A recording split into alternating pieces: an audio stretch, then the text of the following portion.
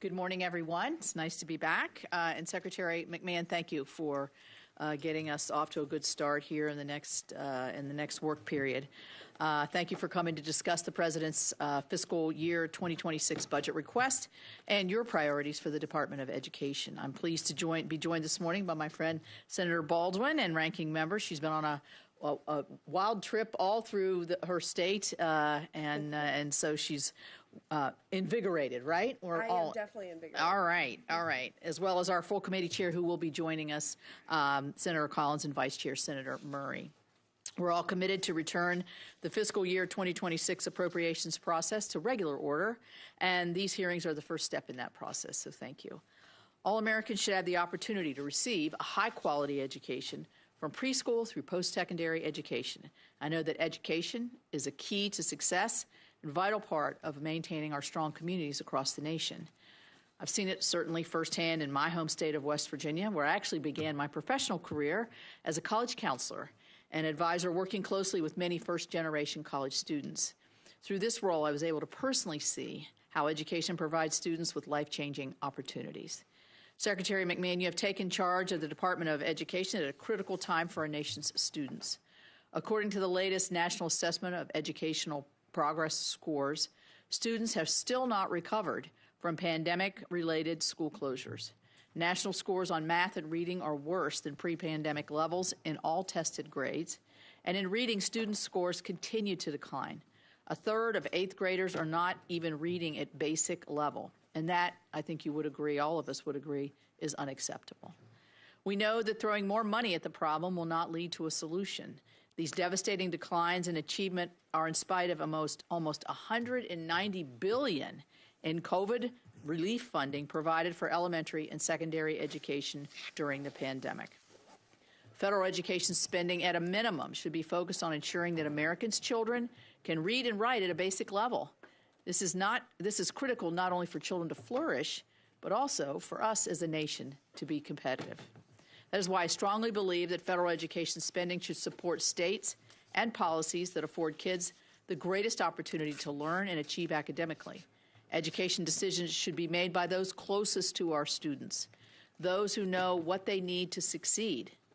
That is local schools, local teachers, local school boards, and most importantly, local parents who are right there with their students. Formula grant programs like Title I, IDEA, and career and technical education provide the crucial flexibility that states and local communities need to best meet the needs of all students. And I look forward to continuing to support these key programs in fiscal year 2026. Madam Secretary, I'm pleased that your budget proposes to increase another important program, the charter school program. While West Virginia is fairly new to offering charter school education, we are already seeing promising results and expanded opportunities for our public school students. For example, the Wynn Academy in Bridge Valley Community and Technical College is an early college charter high school designed to provide a free, accelerated, dynamic degree program for juniors and seniors in the Kanawha Valley. The school was started to help local hospitals address the severe shortage in nursing, and has been so successful that it has already been expanded to include an advanced manufacturing track in partnership with Toyota. Students are enrolled in the college and graduate from high school ready to start their careers in high-need, well-paying jobs. The school is meeting the intent of other charter schools, using the flexibility they are granted to offer innovative learning opportunities to benefit students. With the additional funding for charter schools proposed in your budgets, I know that many more students across the country would benefit from opportunities like the West Virginia Wynn Academy. Secretary McMahon, this is a pivotal time for our nation's student loan borrowers. Borrowers have been forced to navigate an exceptionally confusing 4 years full of bad advice and unfair promises of illegal loan forgiveness from the prior administration. And as a result, 1 in 4 student loan borrowers is either in default or on a late stage of delinquency on their loans as of the beginning of May. And only 38% of borrowers are actually in repayment and current on their student loans. After years of confusion, the department must work to restore trust with borrowers by providing clear and consistent information about repayment. Student loan borrowers deserve that clarity in order to fulfill their obligations to repay their loans. I'm grateful that under your leadership, the department has begun the difficult task of getting borrowers back on the path to repayment, and I look forward to your continued progress. Secretary McMahon, the fiscal year 2026 appropriations process will be challenging, but I look forward to working with you to responsibly allocate our limited taxpayers' resources to programs that help provide the best opportunity for high-quality education for all students. Thank you again for being here today, and I look forward to your testimony. Now I will turn to Senator Baldwin for her opening statement. Thank you. Good morning, and thank you, Chair Capito. And Secretary McMahon, thank you for being here today. We're here to talk about the President's fiscal year 2026 budget request for the Department of Education. And I look forward to working with Chair Capito and all the members of this committee on developing a fiscal year 2026 appropriations bill that funds the Department of Education. But before we can turn to the next fiscal year, 2026, the Department is still refusing to tell Congress and the American public how it is spending billions of taxpayer dollars this fiscal year. The Department was required to submit an operating plan last month detailing how it was spending fiscal year 2025 appropriated funding, and it included $13 billion in funding it characterized as unallocated. That's flatly unprecedented and unacceptable. This committee needs to know how you're planning to spend appropriated funding, and our constituents certainly deserve to know how their taxpayer dollars are being spent. State and school districts need to know how much federal funding they should expect to receive starting in less than 1 month. This administration obviously doesn't agree. Ironically, the budget request for next fiscal year includes more detail than the spend plan for this year. The lack of transparency combined with this budget request raises serious questions about what are you trying to hide and why. This all stems in part, Madam Secretary, because this administration seems focused above all else on dismantling the Department of Education to score political points, regardless of the impact on tens of millions of students, including some 800,000 public school students in the state of Wisconsin. Even issues I think we would agree are priorities, such as expanding career and technical education opportunities for students, will be undermined by this administration in the name of eliminating the department.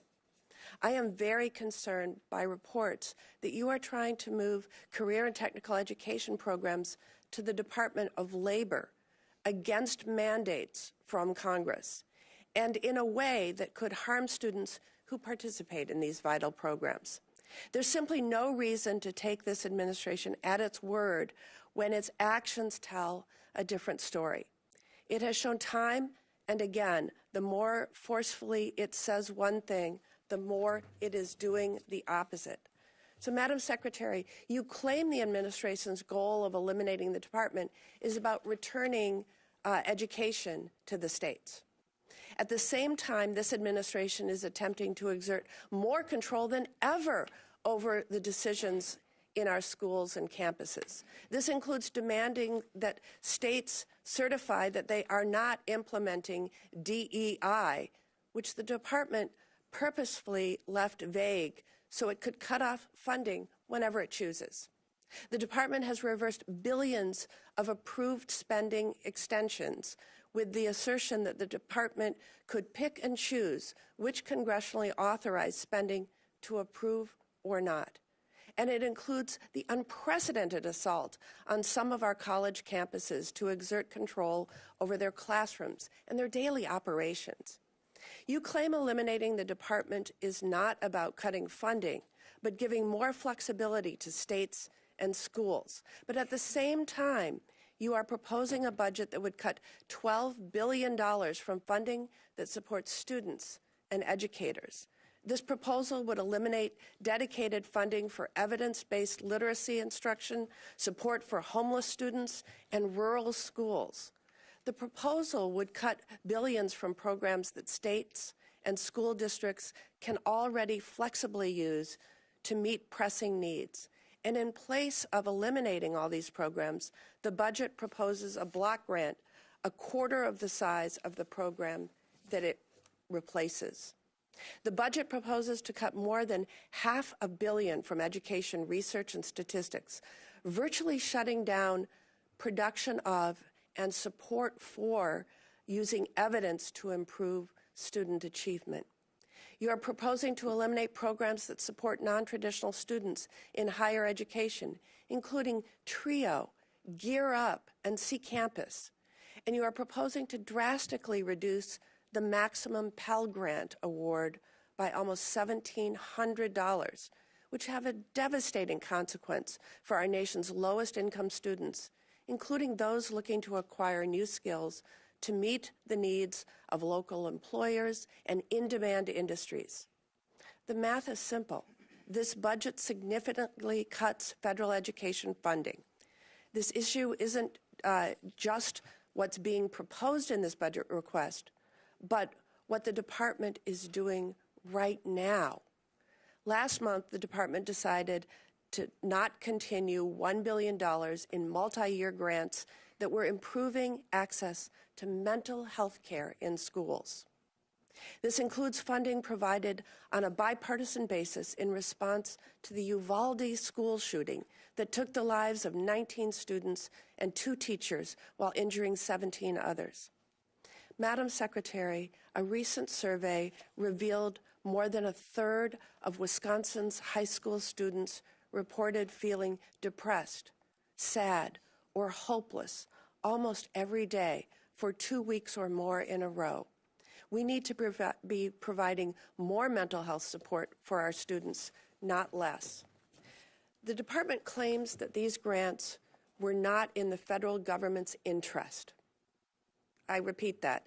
The department claims these grants were not in the federal government's interest, but refuses to provide specific reasons why they weren't continued. This funding isn't simply numbers on a spreadsheet or receipts for a website. This was more than 200 grants in nearly 40 states actively being used to increase the number of counselors and mental health professionals in schools. That's how this administration defines providing more flexibility to schools, by pulling the rug out from under them when they're trying to address the mental health needs of students. Finally, Madam Secretary, while this administration clearly wants to eliminate the Department of Education, Congress has not passed any law to do so. Quite the opposite, in fact.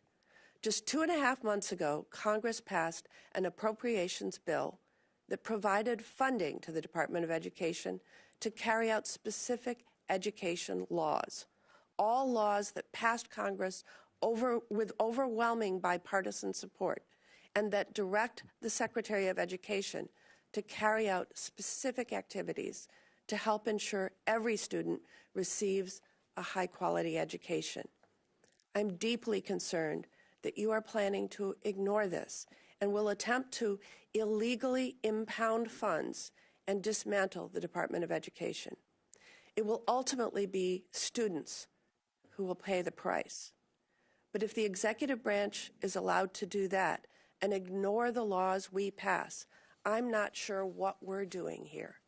Fortunately, I still have faith in this committee to reject that approach and to carry out our constitutional duties. Most importantly, I know we can do better for our nation's students than what this administration is planning and what this budget proposes. And I look forward to working with my colleagues to do just that.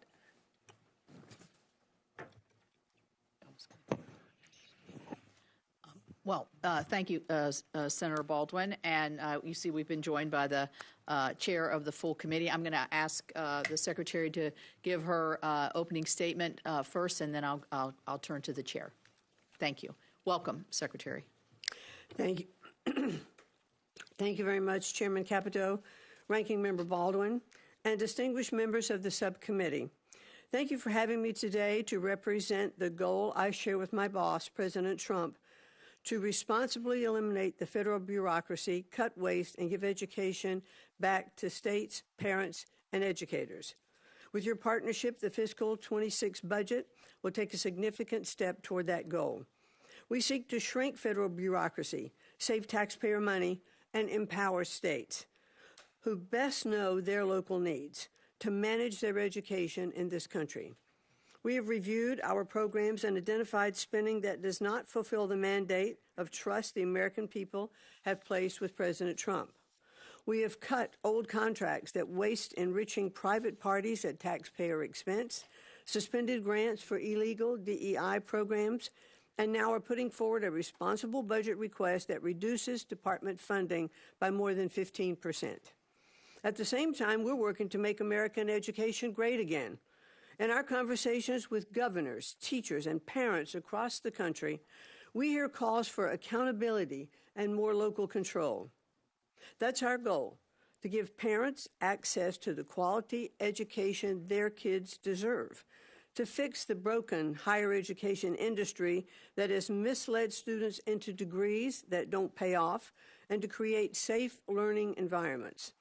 We're holding institutions to account when they facilitate discriminatory or hostile environments on campus. A level playing field with limitless opportunity, I think, is a vision that we all can share. Our budget reflects this vision. Its cuts reflect a bureaucracy that is getting out of the way, and its continuations and increases represent smart spending that will help improve student achievement and not serve bureaucratic interests. Our goal is clear: make education better, fairer, and more accountable by ending federal overreach and empowering families, schools, and states who best know the needs of their students.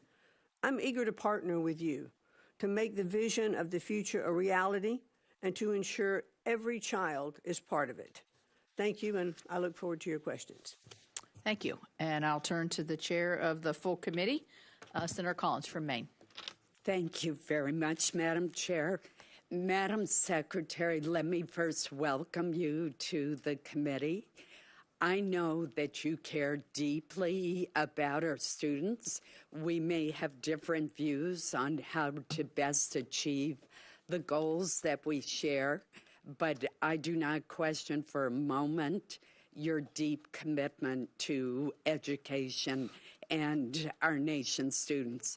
I've been very concerned that we've seen a drop in performance by our students that occurred since the COVID unwise closures and prolonged closures of schools and continued in the Biden administration, and that's something that should concern us all.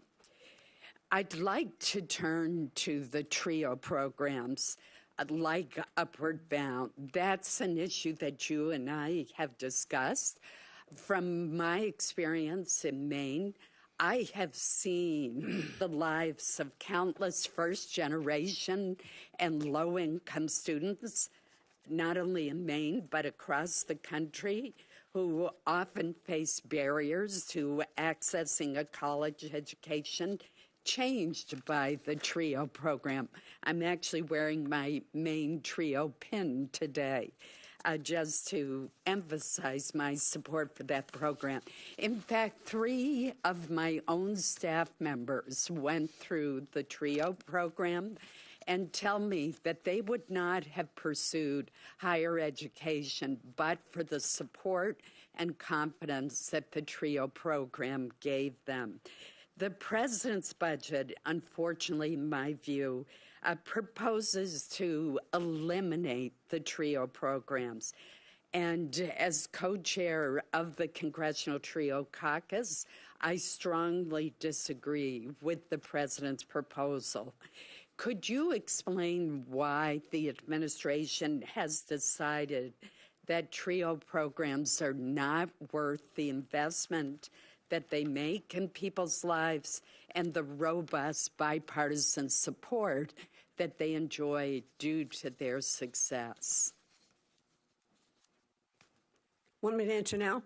Please. Thank you. Thank you very much. And I know that these programs are very near and dear to your heart. We have had at least 2 pretty lengthy conversations about them. And TRIO will be funded through the end of this year. So all those funds will go out. But it is not proposed to continue in the 2026 budget. What we found is the programs, while I absolutely agree that there is some effectiveness of the programs in many circumstances, these programs were negotiated at very tough terms, in that the Department of Education has no ability to go in and look at the accountability of TRIO programs. It specifically eliminates our ability to do that. And I just think that we aren't able to see the effectiveness across the board that we would normally look to see with our federal spending. So while there are, I think, many instances, and I believe also that Chairman Capito even worked in TRIO for a while in her earlier years, I do think there is effectiveness of many programs that I'm just not sure the total expenditure warrants. I do know, however, that Congress does control the purse strings, and I would sincerely hope that if you decide with appropriations to continue these programs, that we could work with you to renegotiate those terms that we feel kind of hamstrung the Department of Education and not being able to fully understand their accountability. That's a real drawback in these programs, and I think all of us would agree we want to make sure that anything that we are funding, we can attach accountabilities to it. Well, as with the Job Corps program in the Department of Labor, I think the answer is to reform and strengthen those programs, fix what's wrong, increase accountability, not abolish them. And I look forward to working with you in that regard. I want to move to another issue, and that is a bill that Senator Kaine and I have introduced called the Jobs Act. What it does is allow students to access federal Pell Grants to pay for shorter-term job training programs. A lot of times you can get a license in a trade to become an electrician or welder, for example, or a certified nursing assistant without going through a 2-year community college program. That may be the best option for some people. It isn't for others. Would you support the concept of allowing Pell Grants to be used for short-term training programs that result in a license or a certification for a job? Well, you're really speaking my language, Senator, and thank you very much for that. I wholeheartedly support these workforce Pell Grant options because I've seen in many instances, I mean, we have 8 million open jobs in our country. Our workforce is definitely not being fulfilled by, by the proper workers. So let's get these young people who don't need a 4-year college education into the workforce sooner.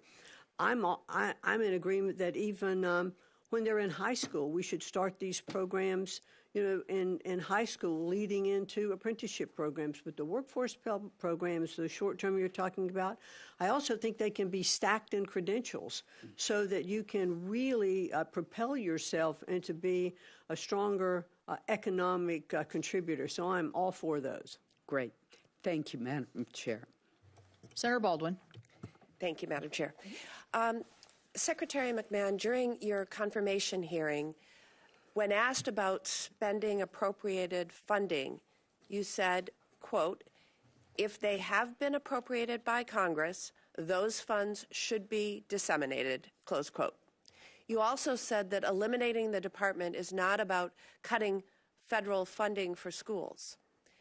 Now we have a budget request that significantly cuts funding for public schools, students, and educators. Now, a few days ago, the OMB director said that impoundment is still on the table, threatening to take funding away this year.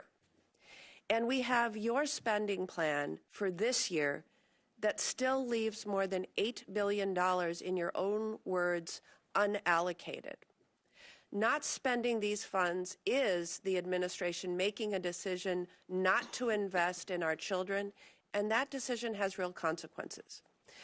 What you consider unallocated for this year includes $1.3 billion for before and after school programs, which supports programs for thousands of students in Wisconsin in approximately 150 locations throughout the state, and over $2 billion to support effective teachers, of which an estimated $23 million would provide evidence-based professional learning for educators and help address gaps in access to effective teachers in Wisconsin.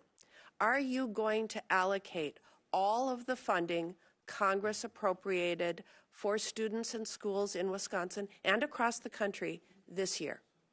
Well, Senator Baldwin, thank you very much for that question, and I understand your concerns. What we have done in putting forward our operating plan, the first operating plan to show where we were making allocations, and then followed up with the second operating plan. This isn't a nuanced question. Congress passed a law appropriating this funding. You said in your confirmation hearing that you would spend funding Congress appropriated.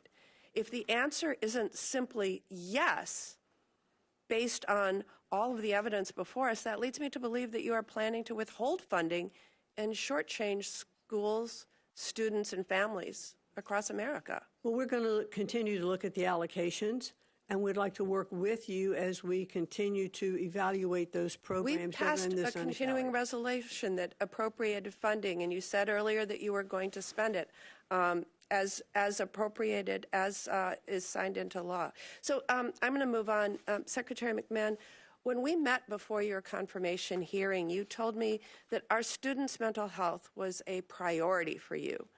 Yet you recently decided to discontinue mental health grants that Congress authorized and funded on a bipartisan basis because you determined, quote, they were not in the best interest of the federal government, close quote, which makes me wonder what changed since our conversation. Your operating plan for fiscal year 2025 describes this funding as unallocated this year. Your budget request for next year proposes eliminating this funding. Secretary McMahon, do you believe increasing access to mental health supports for students is not in the best interests of the federal government? We're not looking to eliminate this funding. We are simply continuing the funding, but will allow the states to rebid on the competitive grant basis, and we're evaluating those programs across states. I think that a governor in a state or the local superintendent or the health care professionals that are working in that state have the best opportunity in looking at what is happening in their areas to make those requests for those grants. And so that's what we're looking at. Secretary McMahon, the grant that you discontinued for the Wisconsin Department of Public Instruction was being used to expand access to mental health care for students. We're talking about more counselors and mental health professionals in schools. Why did you cut off funding for this grant and take away this help for Wisconsin students and schools? Well, because I think we have to look at it across the board, Senator, and the goal really is to make sure that the money is being spent in the best places. What about training new school psychologists, like what you chose to discontinue at Alverno College in Wisconsin? Do you think that's also not in the best interest of the federal government? I believe there are a lot of programs that are in the best interest of the government, but the states and the local areas, I think, are the best place where we need to concentrate, for these particular programs. Yeah. Thank you, Madam Chair. Thank you. Madam Secretary, I'm going to add my voice of concern with Senator Collins, and you and I have talked about this on the zeroing out, the elimination of the TRIO and Gear Up programs. You mentioned that I actually did work in one of these programs many years ago.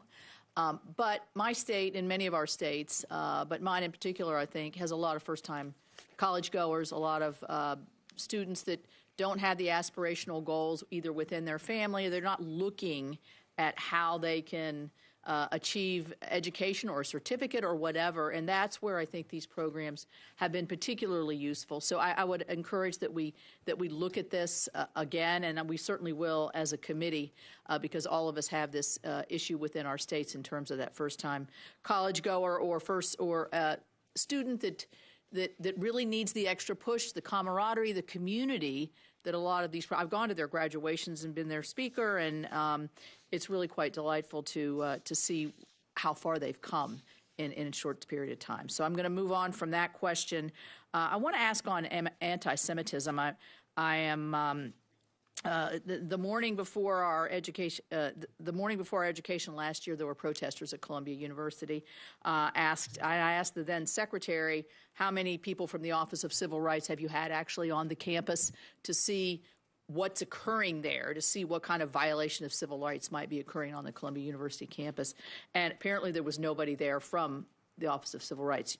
Your budget proposes to decrease the Office of Civil Rights. How are you? This is not a problem that's going away on our college campuses. We see it now. Now we've got a little bit of a break. It's the summer. How are you going to make sure that the department is taking to ensure that all students, and in this particular case, Jewish students, are able to learn in an environment free from intimidation? Well, thank you very much. Senator Capito, I think it is pretty evident from the actions that we have taken relative to Columbia and looking into Harvard as well, and fulfilling the promise that President Trump made when he was campaigning that he would not tolerate anti-Semitism on our campuses or discrimination of any kind. So I have personally met with first Katrina Armstrong, who was the president of Columbia when the first issue was addressed, and now with the second, Claire Shipman, who is there now. We've talked about the issues on Columbia's campuses, and we have worked with them, I believe, in how we can solve some of these issues. They have to set their policies and their priorities, and they have to enforce them. They can't allow encampments on campuses. They can't allow students to come on dressed with masks so that you can't identify these students. I think they have to also vet the students who are coming in better to see what kind of backgrounds that they have. Even professors who come on campuses, or are they teaching ideology or more in subjects? So I personally have done this in conversations with these presidents, with other presidents of universities, to understand what their policies are. Our Office of Civil Rights has opened many cases looking at anti-Semitism, and we are actively enforcing that, as well as we have defunded some of Columbia's programs, $400 million there, and about $2.2 billion with Harvard. We're saying we mean business. These programs and policies have to have teeth. They have to be enforced. No student should have to go on campus and be afraid to go to class. Right. Well, I agree with the substance of what you're saying. My concern is by cutting so much out of that particular, you're one person. You need the support and the backup of that office to be able to investigate these cases. So I'll leave it at that. Let's talk about literacy, because I mentioned it in my opening statement. These test scores are very troubling, I think, and you want to try to figure out how do we attribute to this. It's not like there's not great teachers everywhere all around this country trying to figure out how to get their students' achievement moving up in the right direction. I will say this: my state of West Virginia, the state legislature, in recognizing this, did allocate additional funds for reading teachers in the very early, grades 1 through 3, to try to move our scores up, because we have traditionally lower scores. We did actually that did make a difference. Having that extra teacher in the classroom, we can pull a child aside, give them that one-on-one attention, really does make a difference. How is the budget that you've put together, is the answer to push it down to the states so that they can make those differences with our literacy and our math scores that we're falling behind? I think it's a chief concern. Well, certainly, I think just what you were talking about, at your state level, you put an extra teacher in the classroom because you recognize the need there. I think that will make an incredible difference. There have been a lot of programs that have been tried to make sure that we could help students to read, and they've not worked. But what we are seeing in states that are doing programs now that are returning to the science of reading. We saw it in Louisiana in the PASNAPE scores. We have seen it in Mississippi. We've seen it in Iowa. The children that are learning to read and can read by the end of third grade are those that have the greatest opportunity for success. Up until third grade, we read to learn, and after that, we learn to read up through third grade, and then we read to learn after that. Right. Thank you. Senator Durbin. Thanks, Madam Chair, and welcome, Madam Secretary. Since you're the Secretary of Education, I think it's maybe appropriate that we start questioning with a pop quiz. Are you ready? I never have liked pop quizzes. I never have either, but I'm going to give you the answers ahead of time. The answers are 8 and 30. 8 and 30. Remember those two numbers. What percentage of high school students in America attend for-profit colleges and universities? 8%. 8%, perfect. What percentage of student loan defaults in America come from students in for-profit colleges and universities? Must be 30. It is. Great. You just aced the test. But the problem is that the difficulty these students face becomes a lifetime problem. Imagine, if you will, first-generation college student trying to pick a place to go to school, inundated in high school with glossy brochures for for-profit colleges and universities which promise the sun, the moon, and the stars. The student goes and learns that there are Pell Grants available through for-profit colleges and universities. They hear the promises that if they just attend this school and graduate, there's going to be a good paying job at the end of the rainbow. And it turns out it's all phony. Over and over again, these students are being deluded and deceived. There's much more scam than there is scholarship. There's more hype than there is higher education. So most of them, or at least 30% of them, end up with loans they can't pay back. They never see that job that was promised to them. But they've got one last place to turn to try to get their lives back on track. I've met a lot of these students. Have you met any of them? I have. I have seen their stories and heard their stories from them, living in their parents' basement because of student loan debt and no college diploma, or a worthless one from some for-profit colleges and universities. You have a department within the Department of Education for borrower defense. Are you familiar with that? Yes, I am. Can you tell me what you understand the borrower defense law to promise? Well, first of all, I'd like to address how we started the conversation, not the percentages. But this is an issue, sir, that is, I think you well know, is not just relative to for-profit universities. We have many of our universities today that are promising degrees and jobs which are not being fulfilled, even those from very prestigious and elite universities. The cost of college today is so incredibly high that we have many students who are graduating thinking that they were going to have a job, that they'd be able to repay their loan. But the cost of those loans are so high that even if they get that job, it may not, over the course of their lifetime, would be able to repay that loan. So one of the things that we have proposed, and looking at our FAFSA application forms, is providing information even on FAFSA that would indicate to a student who is applying for a student loan, hey, take a look at this. This is the college you're going to. This is the job that you want, and this is about how much money this job can pay. And is this college the right place for you? Are these courses the right place for you to take? So let's give up front a little more information so that they actually have an understanding of what their opportunity in the marketplace can be. Thank you, Madam Secretary. I want to reclaim my time since it's very limited. The point that I'm making is there is one brand of college and university that is particularly egregious when it comes to deceiving these students. It's for-profit colleges and universities. 8% of high school grads, 30% of student loan defaults in that category alone. It stands out from all the rest. The point I'm getting to is you're hollowing out the borrower defense agency within your own department. This is supposed to be the rescue for these students to finally get back on track and maybe go to a good school one way or the other. Why would you hollow out the resources there and the people that are enforcing the borrower defense rule when we have these terrible numbers of exploitation of students?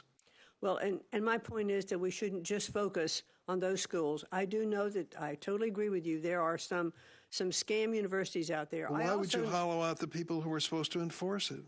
because I think we're putting other measures in place. But the scam, Give me an idea what you're putting in place that's better than the borrower defense rule. well, we just talked a little bit about FAFSA. It's the education up front, so that I'm talking about the victims, the ones who are already victims. They're in debt by tens of thousands of dollars. They're living in their parents' basement. They have no place to turn. And you're telling me the FAFSA form application is going to help them? How can it help them? And that's not in place yet, but I think that's going to be very, very helpful. Here's the other thing. Where are our guidance counselors in high schools? Who are they talking to?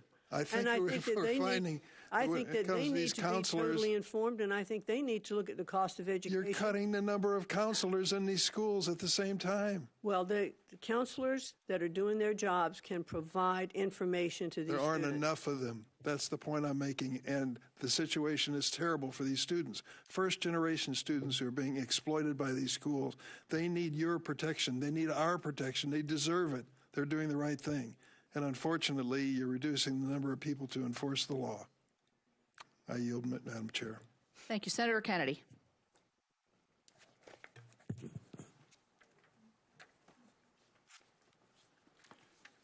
Madam Secretary, I want to welcome, by the way, I want to ask you about the TRIO program that has been mentioned, and its sister program, Gear Up. We spend $1.58 billion a year on TRIO. Yes. That's $1,580 million a year. Is my math right? I think that's right, sir. And how long have we been spending $1,580 million a year on this program? I'm not sure of the total length of time of the program. More than 10 years? Yes. So that's over $1 trillion we've spent on this program. And in this program, this $1 trillion we've spent, we give this money, as I appreciate it, to colleges and universities to encourage poor kids to go to college. Is that right? To provide some of those kids who have not yet been exposed to what it takes to get ready to go to college. Okay. To encourage poor kids to go to college, right? Yes. Okay. And given that we've spent $1 trillion, how many poor kids who otherwise wouldn't have gone to college have gone to college and graduated? A significant number, I would imagine. How many? I don't know exactly. Isn't that a question we should ask? I think so, and I'll be happy to get back to you with that answer. You know, the other thing about the... But wait, Madam Secretary, I'm not fussing at you.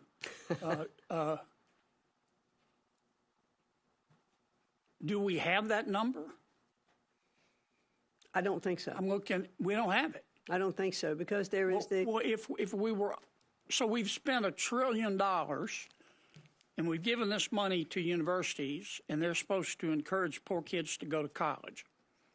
But we don't know how many poor kids went to college who otherwise wouldn't have gone to college and graduated, right? Correct. Well, what do your audits show? Well, that's the issue, and I mentioned it when I was Are you able to audit? We're not.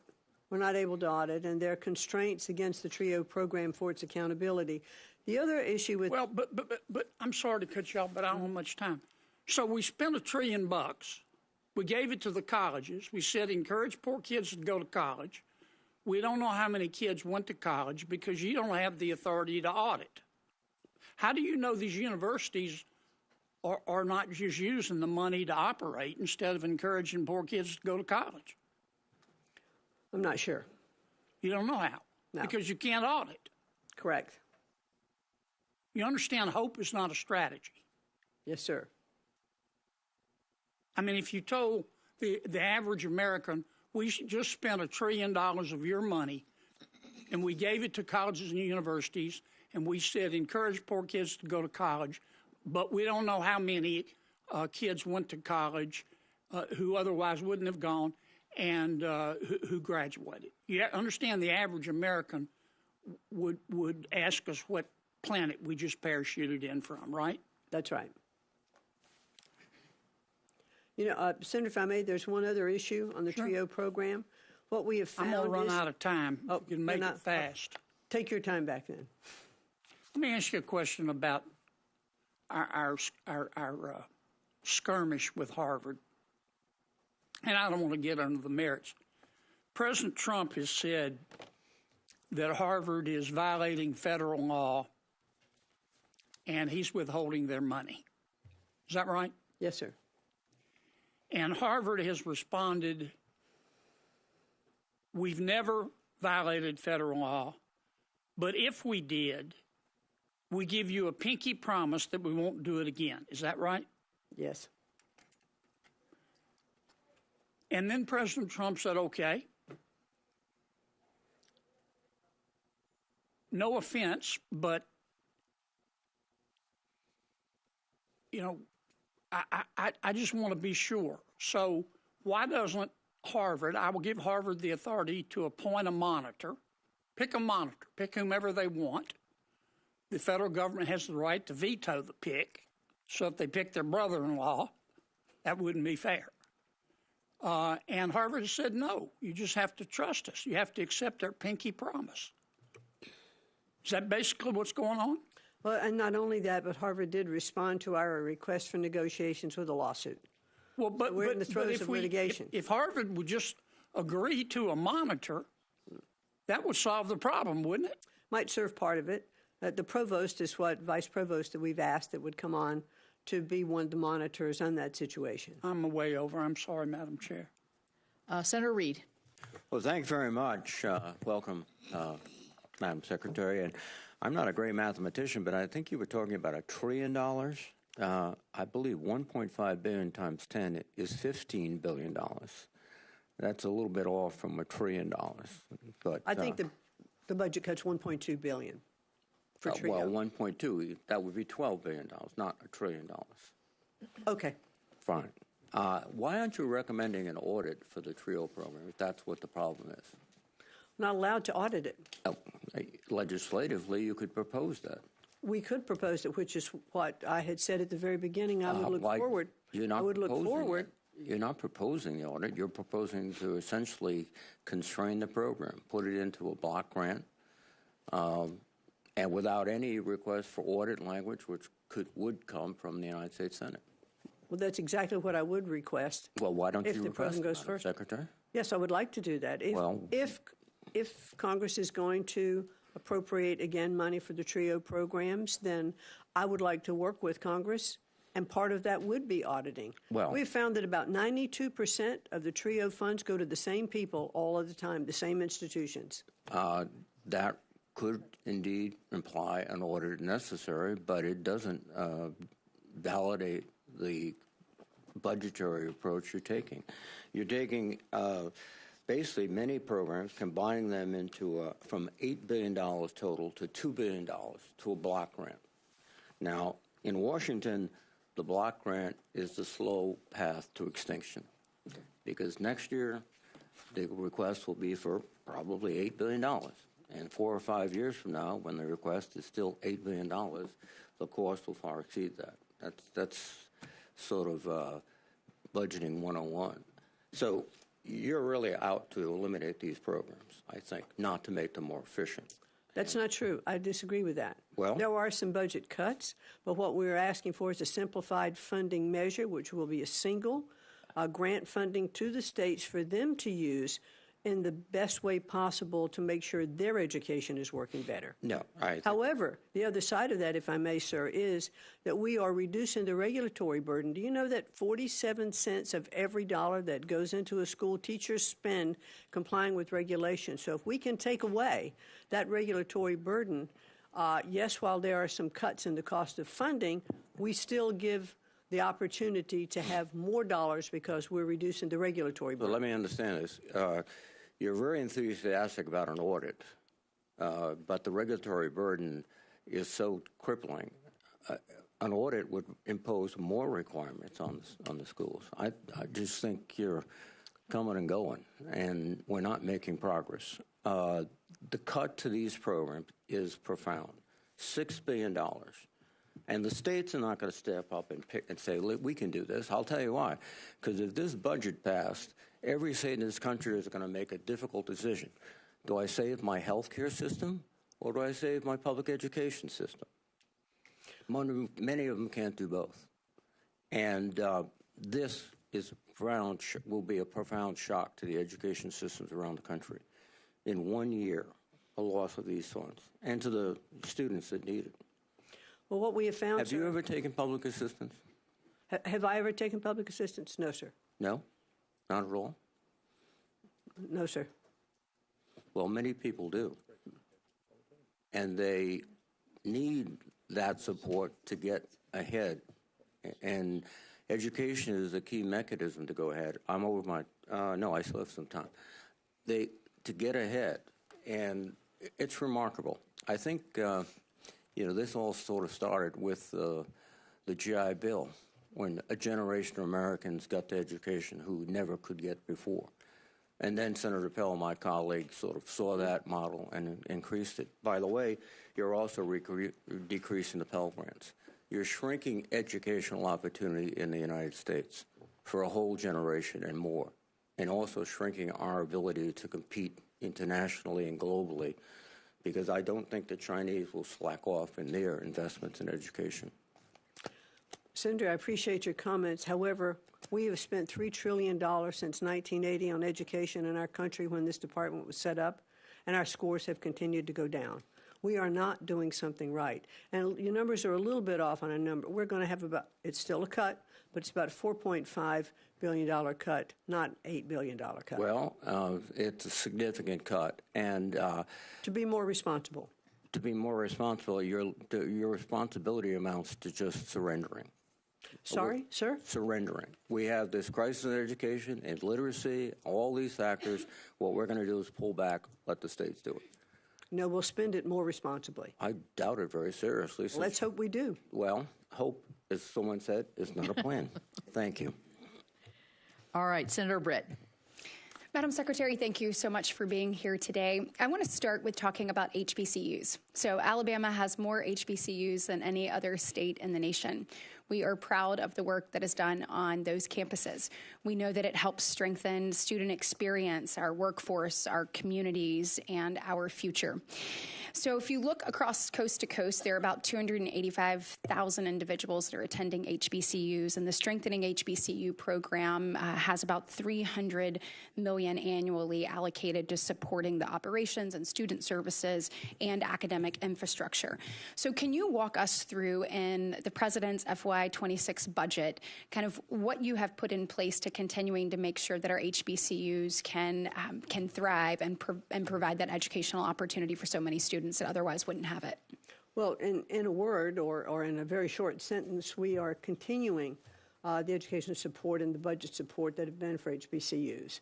It's one of the promises that the President made, and that's exactly what we're going to continue to do. Good. And will you make sure that there are guardrails put up to whether it's, assistance for grant administration or technical assistance, that those remain in place? Yes. Excellent. It's very Thank important. you. So you just mentioned that when this department was founded, you said since 1980, we've spent about $3 trillion, but yet student scores have not improved.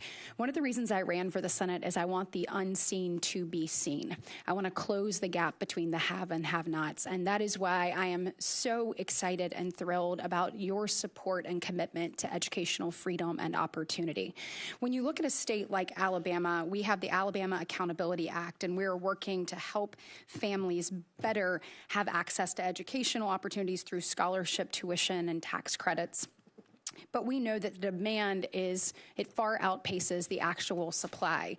So in your FY26 budget for charter school programs, you've taken it to $500 million, which is a $60 million increase. Thank you. My question to you is can you walk us through how these funds will be used to expand options, particularly in rural communities and underserved communities? So when we work to close that gap, these parents have an opportunity and a choice for their child. Well, thank you very much, Senator Brett. It's very important to the president that all students have access, equal access to a quality education. That's right. And one of the things that he has said time after time is that no child should be trapped in a failing school, which is one of the reasons why he wanted to expand the amount of dollars for charter schools. And I have visited several charter schools and public schools too, already around the country. We can see how innovative that they are being, how creative they are being, with their curriculum, with their content. They are, in most instances, they are outperforming the public schools in that area, in which when I talked to Governor Reynolds, I said, there's always concern. You have charter schools or freedom of, or choice for schools that public schools will go down. And she said, it's just the opposite in Iowa. She said, our public school levels are coming up. The competition is really great. Parents are more involved, and that's one of the requirements. Parents are understanding more that they need to be part of the school board or help to elect the school board members. They're attending the meetings, more conferences with teachers, understanding what it is that their child needs in their community to be successful, to go on for their education. Absolutely. And I am a public school kid, and I am really proud of it. So am I. And I want to make sure that where we have children who are trapped in a failing school, that they have an option and an opportunity and a pathway forward, because education is the great equalizer. As our colleague Tim Scott always says, it is the closest thing to magic that we have in America. So thank you so much for continuing to be committed to making sure that every child has that opportunity to thrive and grow. In my last minute, I want to talk to you a little bit about literacy. Thank you for your commitment to that. I want to understand kind of what your vision is, and I also want to add Alabama to the list of success stories. So we passed in 2019 the Alabama Literacy Act. Since that time period, we have seen significant growth in our numbers and proficiency amongst our third and fourth graders. For instance, Alabama's national ranking for fourth grade reading improved from 49th in the nation when we actually, the year that we put this into place, 5 years later, we've moved up to 34. We believe with intentionality and evidence-based reading instruction and early intervention, you can make a difference that changes a child's pathway forward and opportunity that will be in front of them. So just want to talk a little bit about that. If you can tell me what your plans are there and how we can continue to support great work that's being done in states like Alabama. Evidence-based literacy is number one on my priority list. And I want to make sure that we are providing the information and the tools, to states for them to see the success that other states have had. I mean, other governors, just like you said in Alabama, have put in place kind of a return to basics or that science of reading, and they have seen incredible results. And that's what I want to continue to see, across the country. We saw a 9-point tick up between 2003 and 2023 and 2024. Obviously, we have a ways to go, and we're going to continue to be committed to that. But thank you for your commitment to making sure these programs thrive. Thank you. Thank you. Senator Shaheen. Thank you, Madam Chair. Welcome, Secretary McMahon. Thank you.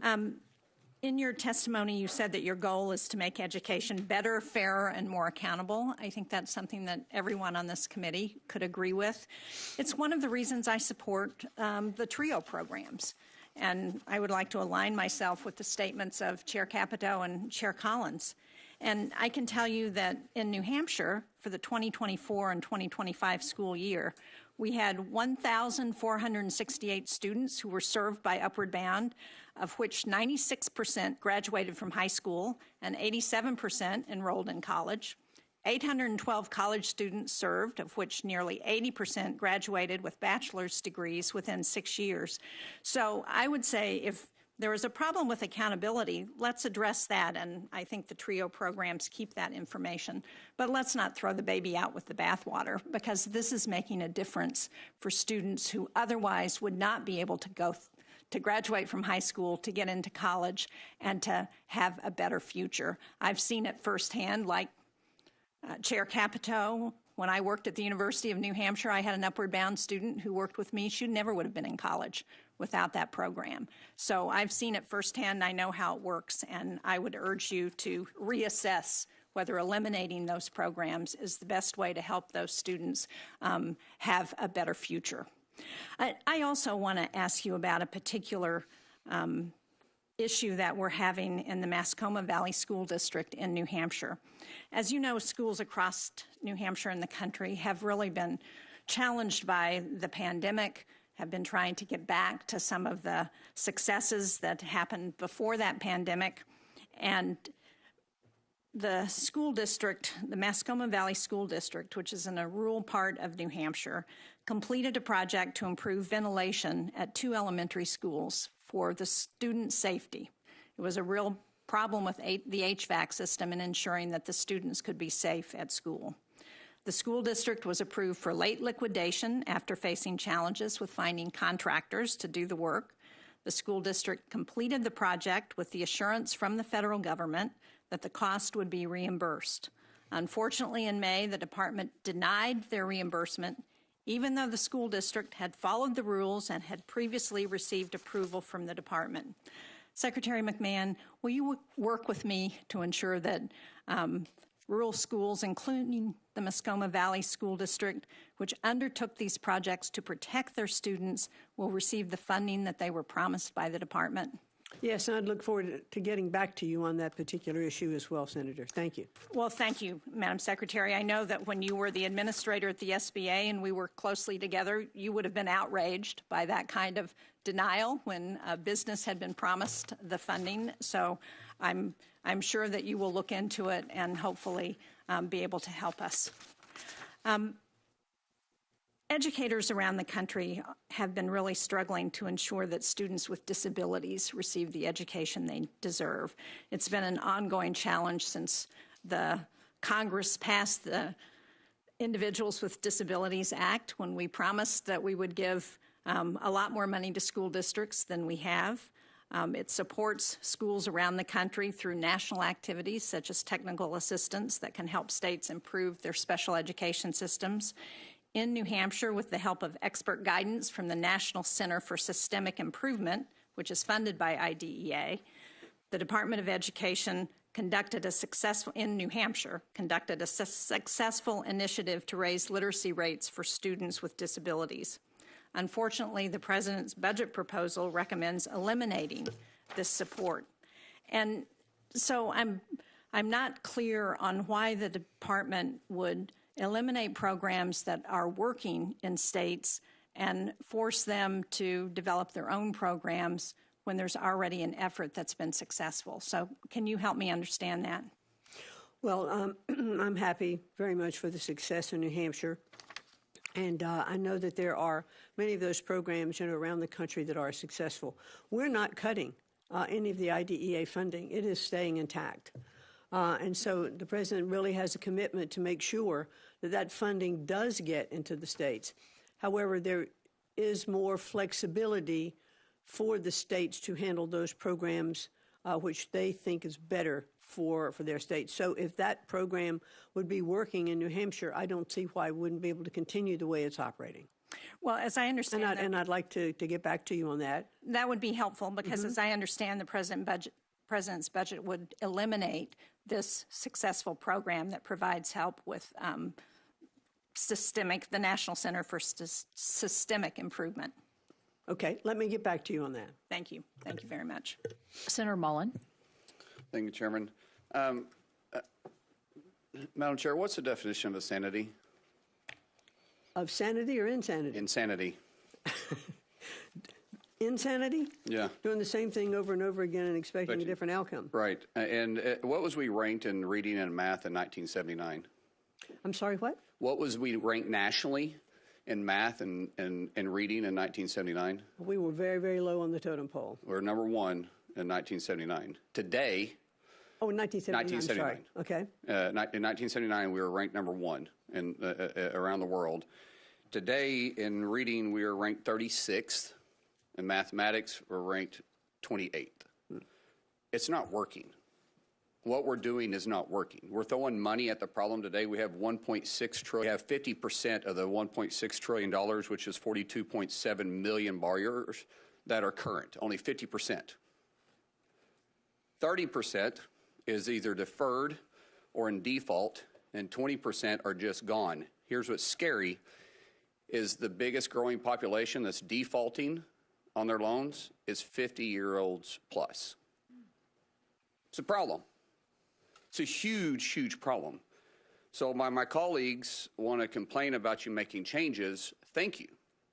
Because we're wasting taxpayer dollars, and it's not paying a dividend back, which is the definition of insanity, doing the same thing, expecting different results. We deserve better. Our kids deserve better. Our taxpayers deserve better. And we have to make changes. So thank you to yourself and to President Trump, who's got the backbone to say, hey, let's make some changes. Can you explain how the budget reduces wasteful spending and ensures taxpayer dollars are used efficiently? Well, I do believe that as we have combined a lot of our competitive grant programs to a simplified funding measure. So we have cut the total amount. However, as I was mentioning earlier, the amount that is going into the states will be in some states call it a block grant or a single allocation to that state, and it'll be controlled by those closest to the child. It'll be the governor, or it'll be the state superintendent, or it'll be parents and teachers making sure those dollars are maximized within the state. There are a lot of programs, some successful, but not all of them, that have been just awarded. It's a little bit like mission creep.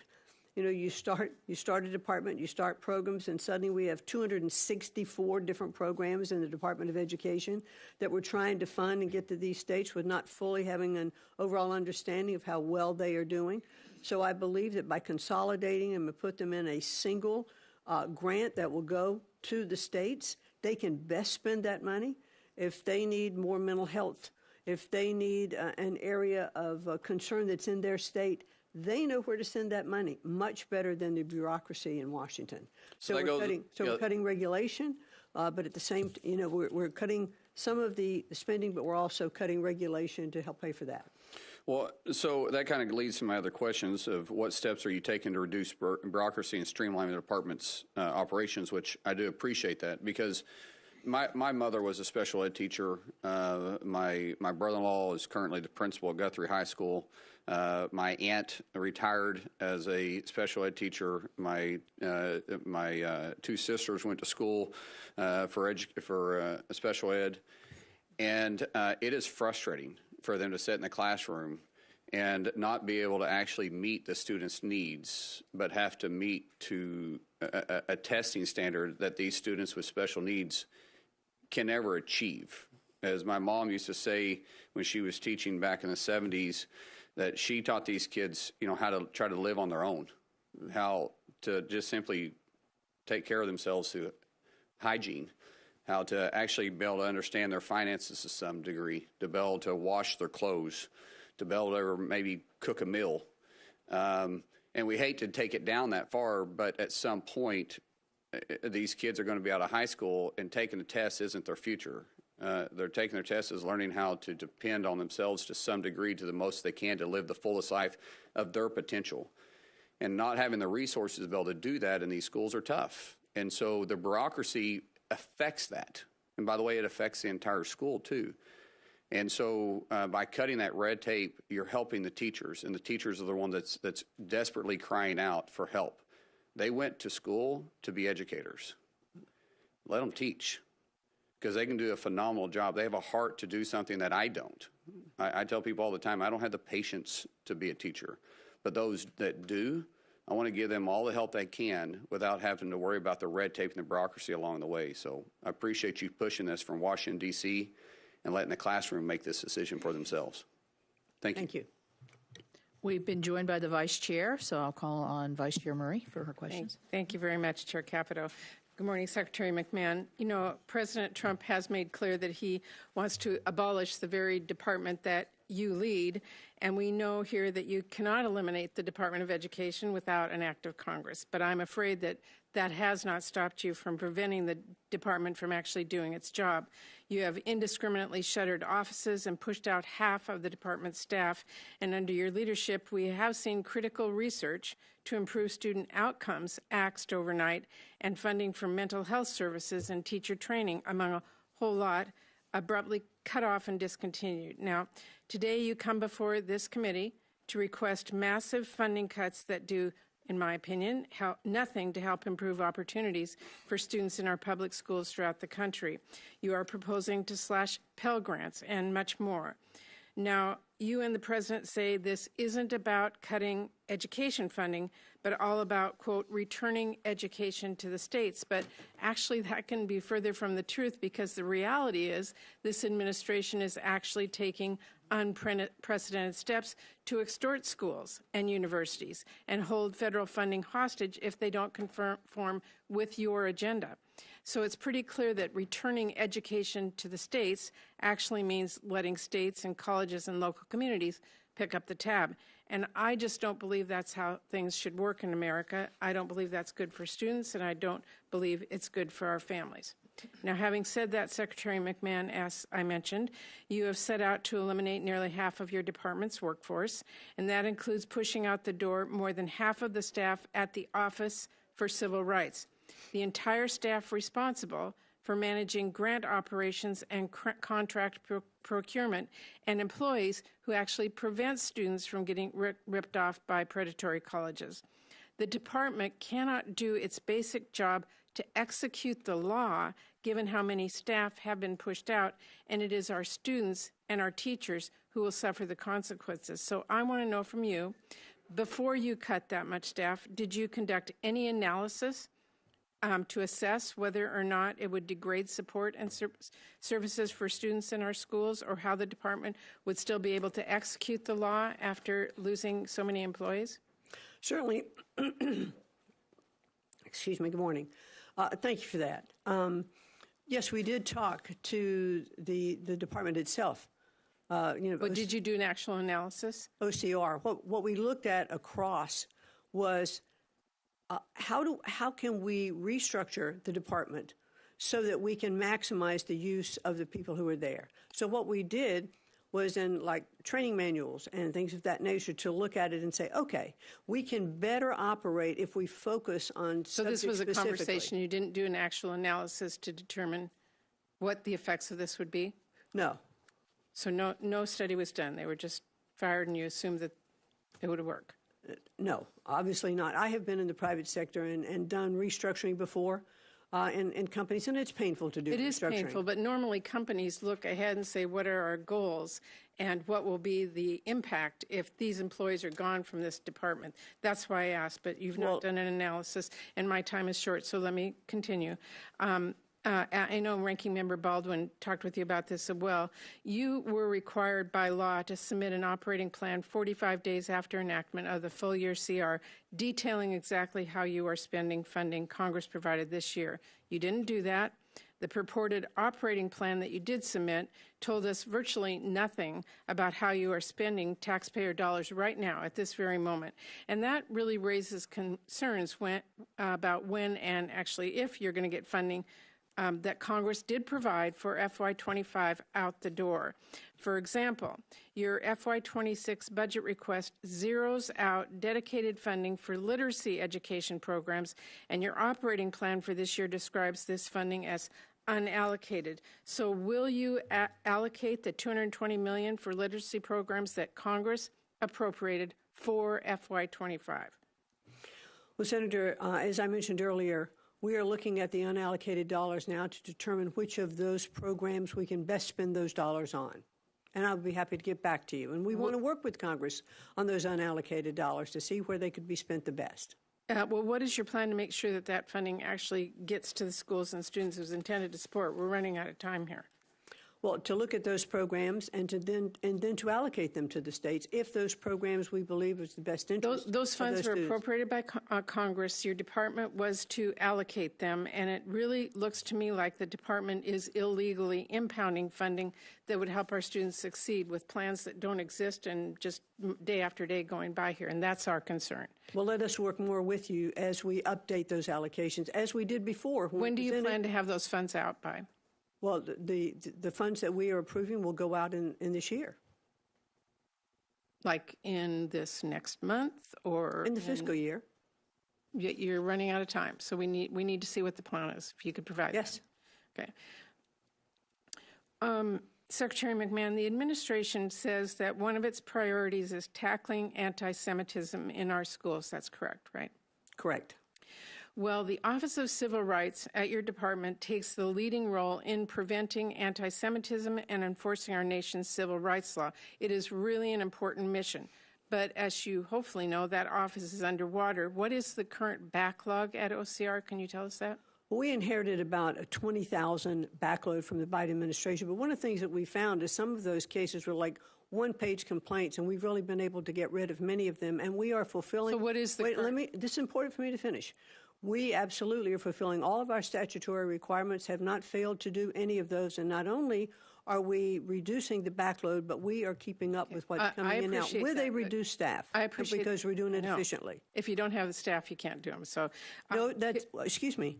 If you have an efficient staff that has changed programs and you are addressing all of the issues, then you are being successful. So I'm answering your question by completely answering it. Madam Secretary, my question is, what is the current backlog? The current backlog is probably about, let's see, I'm looking at my numbers now, about 2,500 cases. 2,500, and how many are you processing per month? Do you have any sense? No, well, we're catching up with the backlog and keeping current on the ones that are coming in. But you don't know how many you're processing every month. You can't tell us, so we can get. I can get back to you with that. Would you? An exact number? Sure. If you could commit to giving us quarterly reports, so we know whether OCR is simply dismissing these cases or doing its job. If you could give us a quarterly. I'd be happy to do that. I can assure you it's doing its job. Thank you very much. Thank you, Madam Chair. Senator Hyde-Smith. Thank you, Madam Chairman, and thank you, Madam Secretary, for being here.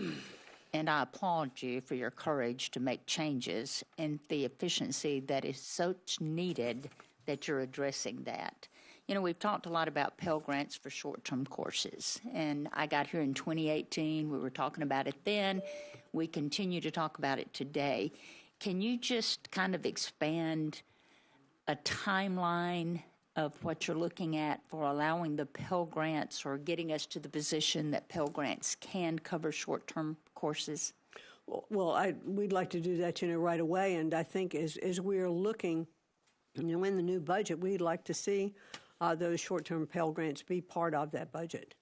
Because I do think that is one of the best ways that we can get students into the economy and working right away. We had a little brief conversation about that before you joined. And it's one of the things that I've talked about for a long time, since back 2009 and 10, when I actually ran for the Senate in Connecticut. I was talking about those same things, that we needed a skilled workforce in our country because we are not fulfilling those needs and those requirements. And short-term Pell Grants will actually get people into the marketplace quicker. They're cheaper. They can be, we're hoping they could be 6 to 8 weeks. It's not the full term of a community college. And we can get them earning a living. So you're hopeful within the next 1 to 2 years? Oh. Do you think that's a practical time frame? I would hope it would be before that. Great. That's what I'm hoping for as well. And hoping, working with Congress to make sure that happens. Yeah. And we've always talked about administration's wish for workforce-aligned apprenticeship-focused learning as well.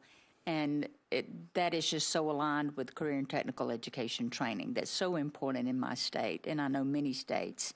But the initiatives happening in Mississippi, this is really important, and we're thrilled that, as Senator Britt was talking about Alabama, we have the Mississippi Miracle that, we were 49th in one time in fourth grade reading. we're in the top 20 now. So it just shows that if you're intentional about something, you can accomplish it. And you did it at the state level without the interference Exactly. of the federal government. We did it at the state level because we were intentional about doing it. But as such, career and technical grants are especially important to me and my constituents. Please provide us the details about the Department of Education's proposed FY26 budget for these career and technical programs. Well, really, we're looking very much across all states, and we're level funding CTE. It's not being reduced, in the current 26 budget. And I think, it's really the president has charged us to work with commerce and labor and all the different departments. We have about 43 different workforce development programs across government, and it's incredibly inefficient. So we would like to narrow that scope and work with different departments and find out exactly what we can do. And I think, Senator, you referenced about going with the Department of Labor. Those are conversations that are being held because can we be more efficient working across different departments? And that's what we really want to do and what we want to accomplish. And let's talk about EIR grants, the Education, Innovation, and Research grants that are critical for boosting achievements in these high-need students. But Mississippi has received no grants from 2021 to 2024, despite the state facing challenges of medium incomes, low medium incomes, high rural student enrollment, and the teacher shortage that we're facing. In fact, no EIR grants were awarded to nearly two-thirds of the states represented by Republicans on the Senate Appropriations Committee. But California, New York, and Massachusetts awarded 49 separate EIR grants, totaling more than $300 million. But I just feel it's important to note that there are no limits on indirect cost imposed by these grants. And do you agree that the EIR funds need to be reformed to optimize their program's impact so that direct resources are sent to the areas of greatest need? Yeah, I'd like to work with you and get back to you on that. I'm not familiar specifically with what happened in Mississippi, but I would like to get back to you and work with you on that program. Yeah, we know a specific that applied, so it's not like we're not applying. We're definitely applying. Right. But in the competitive grant process. Correct, but zero, absolutely zero of that. Okay, I'm out of my time, but thank you for everything you're doing. Thank you. Senator Murphy. Thank you, Madam Chairman. Thank you to both of you for being here today.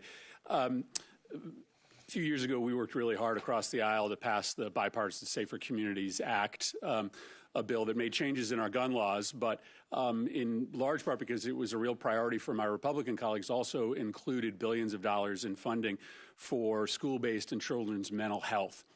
Earlier this year, you did something extraordinary. You canceled $1 billion worth of existing ongoing grants to schools all across the country.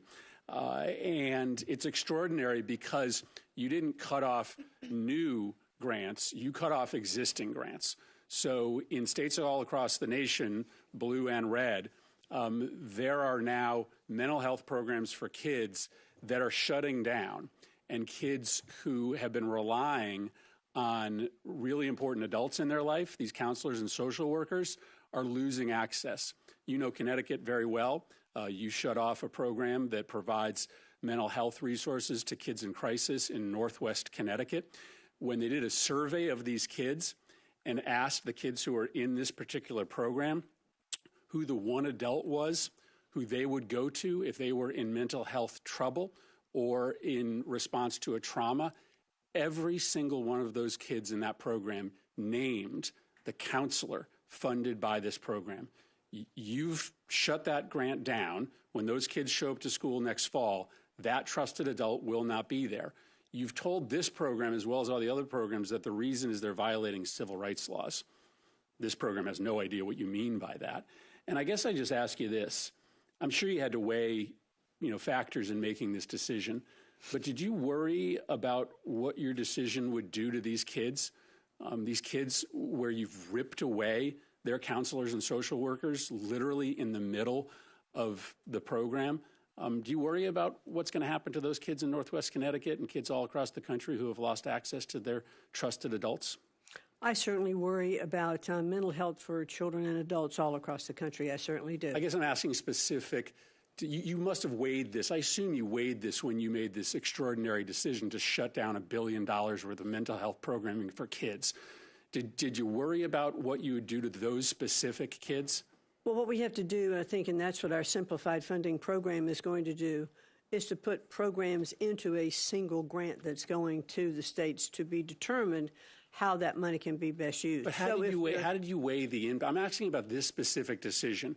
How did you weigh the impact that, again, these kids in Northwest Connecticut, they literally say, this adult is the most important adult in my life. And you made a decision to shut down that program. And this can be replicated all over the country. How did you weigh the impact on those kids? It's a really cruel thing to do to those kids. So did you think about the impact on those kids?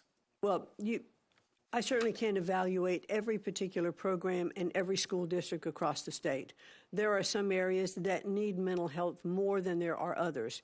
And there were programs in the mental health program that did deal with DEI and with gender issues, et cetera. And it wasn't just about the kind of things that you're talking about. So in totality, as we look at mental health grants across the country, we have to make sure that those programs are being used to serve best in those communities. Yeah. So, therefore, a governor or a principal or a state superintendent would have the best information relative to what is needed in that particular state. Yeah, we know what we need in Northwest Connecticut, and what we need is for the federal government not to rip funding away from these kids in need in the middle of the service program. Or to better allocate the dollars you have and provide those professionals across the state that can handle it. Let me ask you another question. Obviously, we're trying to understand what the Department of Education is doing with respect to the threats you've made against institutions of higher education. In the letter that you sent to Harvard demanding that they make certain changes, you told them that they had to end all of their diversity programs, but that they had to institute viewpoint diversity. That doesn't seem to make sense. How do you tell them to end all their diversity programs? And we assume that this is a mandate that you will make of other schools as well. How do you ask them to end diversity programs while instituting viewpoint diversity? Those seems to be totally contradictory. No, the diversity programs that we've asked and demanded to be eliminated were the DEI, where they were those programs actually were pitting one group against another. Isn't viewpoint diversity a diversity program? A viewpoint diversity is exchange of ideas that's actually better, absolutely. Now here, because Harvard only has 3%, by its own numbers, 3% conservative faculty, do you think they are allowing enough of viewpoint diversity through that teaching on campus? Where in the statute does it give you the ability to cut off federal funding for a university based upon your decision, your determination that they don't have viewpoint diversity? Can you cite to a statute, an authority that Congress has given you to micromanage the viewpoint diversity of a college? Well, certainly now let's back up.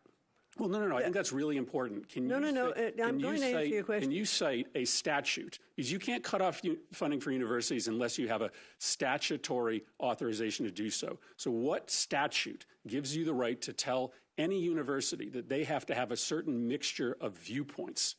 So here's what happened with Harvard. No, it's pretty simple. I don't mean to provide being hostile. Well, I have to give you some. I think you have to cite the statute. The statute's Title VI. These were civil rights violations. That is why we filed a case and defunded or stopped the funding for a while for Harvard, as well as we did Columbia. And in that conversation with them, we talked about different things that they should do coming back to the table to make their programming better. The president of Columbia absolutely indicated, as well as the president of Harvard, that they needed to do things on their campus to eliminate anti-Semitism. That was kind of the crux of what brought us into talking to the different universities. And then we sat down with them to say, okay, these are other issues that you need to address on your campus because you do receive federal funding. Under federal funding, if you are breaking the law, which they did under Title VI. I don't understand any conception of civil rights law to give you the authorization to micromanage viewpoint diversity on campus. That's not authorized under the civil rights title provided to you by the United States Congress. Thank you very much. Senator Merkley. Thank you very much. Greetings. Glad to have you before the committee. I wanted to turn to TRIO. I wanted to echo Senator Collins' support, but I know you wanted accountability, and you think it would be a good idea to have each grantee have to have benchmarks that they're seeking to address? I think that we do need to have better accountability with TRIO, but one of the things that I so said having certainly, limited time, but benchmarks up front would be useful to have these programs meet? yes, Maybe they have would. them do an annual report on meeting those benchmarks? Accountability, yes, because we don't now Great. have the ability to track that. So actually, those benchmarks are set now, and each grantee has to do an annual report. Have you read those annual reports? I've not read them all, no. Okay, But I because do, I also know wanted that they're not following all Well, the different offices. so- And I've also said that if Congress... Madam, just let me finish if I can. And that is that you said there was no accountability. I just pointed out that two of the things you'd like to see, which are benchmarks and annual performance reports, are already done. In addition, the Pell Institute published a recent summary of 4 of the studies the Department of Education did on 4 of these 8 TRIO programs. Have you looked at those reports? Because they did a thorough evaluation of these programs. I have not personally, no. Well, that bothers me for you to come before us today and say there needs to be accountability, and yet there is accountability, and it just seems like a cover story for saying we don't want to help blue-collar kids make it into college. And I must tell you, most of my colleagues here, they're not blue-collar kids. I am. I know how hard it was to make that leap into college. I know the difficulty of the culture when you grow up in high school and you never talk to anybody about going to college, and you don't understand what that's all about in that world. And these TRIO programs have resulted in 6 million students graduating through those programs. And you want accountability? Well, what did those studies say that have been done by the Department of Education? They said upward bound students twice as likely to earn a bachelor's degree. Talent search students 33% more likely to enroll in college. Veterans upward bound, 42% more likely. I'm going to go on to my next question, but let me just say your argument that there's no studies, no accountability, is just actually wrong. And the fact that you're coming here not even having looked at your own department studies of these programs in order to be informed about them is profoundly troubling. Let me turn to the cost of higher education. This is also very important to a blue-collar kid. Folks in my community today, because I still live in a blue-collar community, they say, we're not sure our kids should go to college because they'll end up with a millstone of mountain of debt and maybe no job. And here you are making it more expensive. I wonder if you know how much a student in Germany has to pay in tuition for university. I don't. It's 0. What about the broader European economic zone? Sir, we don't live in Europe. We It live is in the 0. United But my States. point here is those countries are saying we want every child to thrive. We want every child to have opportunity. We don't want them to be saying our kids, maybe we should tell them not to go to college because they'll have this mountain of debt. And that opportunity, that's American values of opportunity for every individual. And here you are raising the cost of college, making it much harder for ordinary kids from blue-collar backgrounds to be able to pursue their dreams. And I find that totally inconsistent with Trump's campaign, where he said he would fight for ordinary families. No, I have to disagree, sir. We're not raising the cost of college. We are actually, with all of the programs that we want to put in place, we want colleges to reduce their cost. Well, actually, these loan programs that you're changing are making it much more expensive for kids to go to college, and they're getting. We've not changed loan programs. I'm going to turn to mental health because I'm very concerned about mental health. A few years ago, before COVID, when I was in a meeting with student counselors in Eastern Oregon, a very rural area, and they said, you know, we're seeing kids come in our early ages, and they're acting out much more than they ever did before. And I said, well, is this because was there a factory that just shut down here, or a mill that just shut down, or an infusion of wave of meth? And they said, no, those are all, the economy's a factor, drug use is a factor in our community. But no, those aren't new. And one of the counselors said, this is what's new. And they pulled out their cell phone. This is what's new. Kids are coming in with far less understanding and ability of how to sit in a collaborative environment like a classroom and how to communicate with other children and teachers.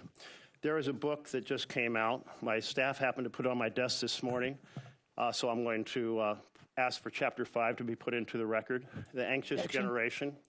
And I was paging through it, and under Chapter 5, it notes that there are 4 factors in which these cell phones are affecting our children profoundly: social deprivation, sleep deprivation, attention fragmentation, and screen addiction. I'd really encourage you to take a look at this. I've been urging the department to seriously look at the issue of how childhood is changing. And childhood is changing because of technology in ways that are really compromising the ability of our education enterprise to work well. But this brings to my point about why you have canceled mental health grants for our schools. We have 5 schools in Oregon that got grants to have more mental health counselors, and you have canceled them. Why have you canceled mental health grants in the middle of a enormously challenging time for our students? We've not canceled mental health grants. We've said we're not continuing them after this year because we're going to allow those programs to be rebid and to take a different look at them, but they have not been canceled. And I couldn't agree with you more about cell phones.